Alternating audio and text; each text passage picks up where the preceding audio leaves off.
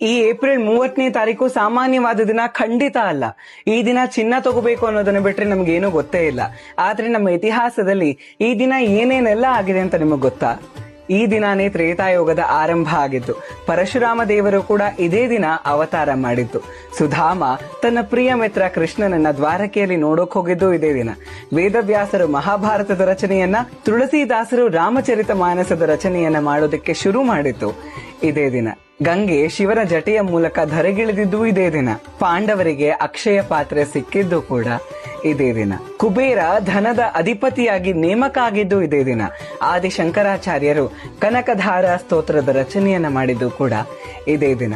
ಹಾಗಾಗಿ ಚಿನ್ನ ತಗೊಳ್ಳುವಂತಹ ಮಟೀರಿಯಾಲಿಟಿಯನ್ನ ಪಕ್ಕಕ್ಕಿಟ್ಟು ನಾವು ಈ ದಿನವನ್ನ ನೋಡೋದಾದ್ರೆ, ಈ ದಿನ ನಾವ್ ಏನೆಲ್ಲ ಮಾಡ್ತೀವೋ ಅದರ ಫಲಕ್ಕೆ ಎಂಡೇ ಇಲ್ಲ. ಅದರ ಫಲ ನಾಶನೇ ಆಗೋದಿಲ್ಲ. ಅಂದ್ರೆ ಅದರ ಫಲ ಕ್ಷಯವನ್ನ ಹೊಂದೋದು.